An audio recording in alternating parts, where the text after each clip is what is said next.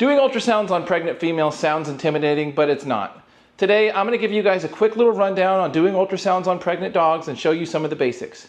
If you guys have any interest in learning more or purchasing ultrasound equipment, reach out to us at K9Reproduction.com. We keep licensed sonographers on staff for training. We are very good at this job, and we are very excited to help you guys become good at this job.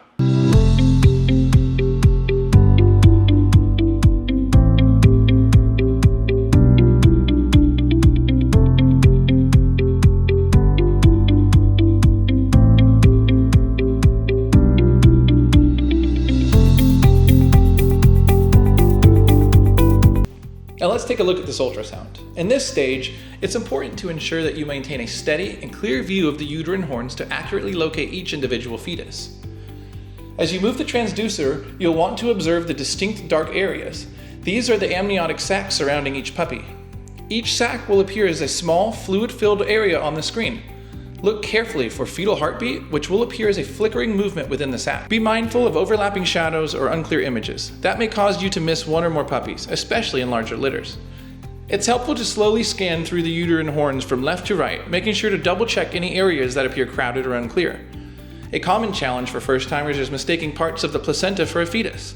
So focus on identifying full fetal shapes with movement, and don't hesitate to adjust the angle of the transducer to improve image clarity. As we move into measuring the puppy's head, we want to focus on getting an accurate biparietal measurement. This is the measurement taken from the widest part of the skull going from one side of the head to the other, specifically from the left parietal bone to the right parietal bone.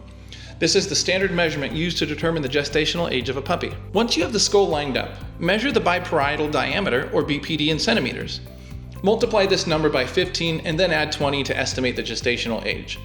For example, a BPD measurement of 1.6 centimeters would be multiplied by 15, then adding 20, giving you an approximate gestational age of 44 days. Make sure the puppy's head is positioned properly and the ultrasound probe is at the right angle to clearly visualize the skull.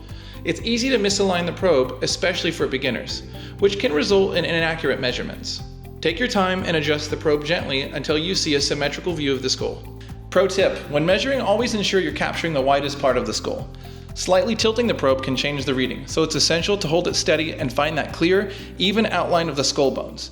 Don't rush this step. It's key to getting the most accurate assessment. Another helpful hint, practice taking multiple measurements and double check your work, especially when you're starting out. The more familiar you become with positioning and reading the ultrasound, the more confident you'll get. In summary, focus on positioning, take your time to get the clearest view, and practice steady hand movements to ensure reliable and precise measurements for accurate gestational age determination.